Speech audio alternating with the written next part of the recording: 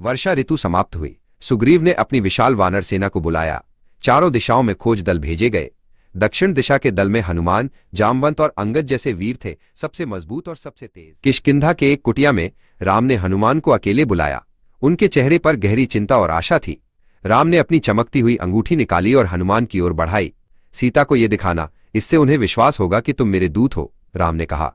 हनुमान, अंगद जो एक शक्तिशाली वानर थे और जामवंत ने बिना देरी किए तुरंत दक्षिण की यात्रा शुरू की। वे तेजी से पर्वतों को पार कर रहे थे, घने जंगलों को चीरते हुए आगे बढ़ रहे थे। उनकी गति बिजली की तरह थी और उनका ध्यान दूर लंका की ओर था।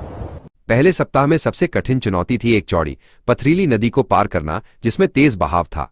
जामवंत, एक विशालकाय भालू और अनुभवी पथ प्रदर्शक, ने नदी की गहराई को मापा।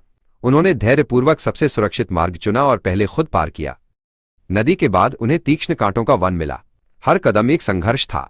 जवान अंगद अपनी निराशा व्यक्त करने लगे, ये तो अंतहीन है, लेकिन हनुमान ने आगे बढ़कर अपनी गदा से रास्ता साफ किया, अपनी शक्ति और समर्पण को दर्शाते हुए।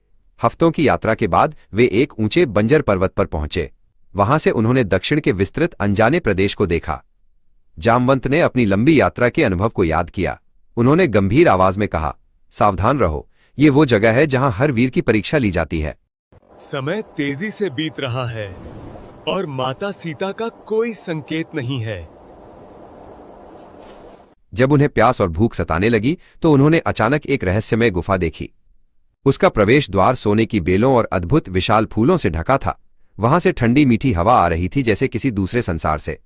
उन्होंने गुफा के अंदर कदम रखा। वहां एक शांत सुनहरी रोशनी थी और गुफा किसी प्राचीन खजाने से कम नहीं लग रही थी। बीच में एक तपस्विनी स्वयं प्रभा ध्यान में बैठी थी। उनकी आंखों में हजारों साल का ज्ञान था। हनुमान ने विनम्रता से अपना परिचय दिया। स्वयं प्रभा ने उन्हें स्वादिष्ट फल और गुफा के अंदर का मीठा जल दिया। उन्होंने बताया कि ये गुफा मायावी है और उन्हें बाहर निकलने में मदद करेंगी। उन्होंने अपनी आंखें बंद कर ली, एक मंत्र बोला और अपने हाथों से एक चमकीली ऊर्जा उत्पन्न की। अगले ही पल वानरों ने खुद को एक विशाल रेतीले समुद्र तट पर पाया। गुफा का जादू टूट गया था, लेकिन वे अब भी हताश थे। सामने अनंत नीला समुद्र फैला था। सुग्रीव द्वारा निर्धारित 1 महीने का समय समाप्त हो गया है, अंगद ने निराशा में कहा। यह समय अंगद के लिए सबसे भारी था। किष्किंधा के युवराज होने के नाते उन्हें इस असफलता का सारा भार महसूस हो रहा था। उन्होंने रेत पर बैठकर अपना सिर अपने हाथों में दबा लिया। हनुमान उनके पास आकर शांत खड़े रहे। जामवंत अंगद के पास आए। उनकी विशाल काली आंखें दयालुता से भरी थीं। समय समाप्त हो गया है, ये सत्य है वीर पुत्र, जामवंत ने कहा। लेकिन सुग्रीव हमें दंड अवश्य देंगे।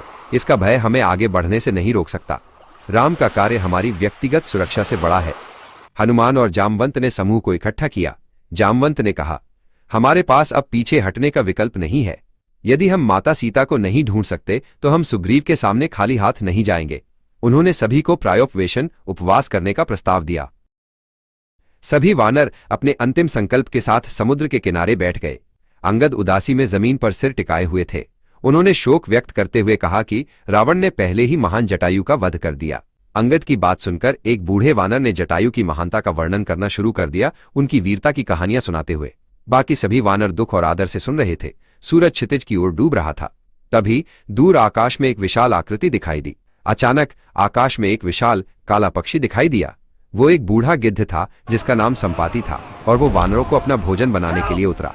उसकी विशाल डरावनी छाया उन पर पड़ रही थी। अंगद के शब्दों, रावण ने जटायु का वध कर दिया, को सुनकर संपाति की आंखें विस्मय से चौड़ी हो गईं। उसने अपने पंखों को जमीन पर गिरा दिया। तुम मेरे भाई जटायु की बात कर रहे हो, जिसने रावण से युद्ध किया था? रुको, मैं तुम्हें बताता हूं, संपाति ने कराहते हुए कहा। लंका यहां से 100 योजन दूर है। वो सोने के किले की एक सुंदर नगरी है, लेकिन वो दुष्ट रावण का गढ़ भी है।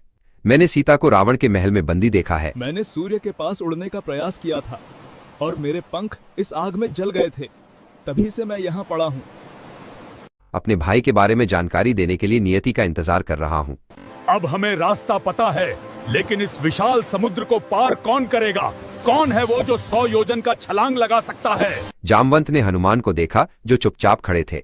पवन पुत्र, अपनी शक्ति को याद करो। तुम राम का कार्य पूरा करने के लिए ही जन्मे हो। इस कार्य को तुम ही पूरा कर सकते हो।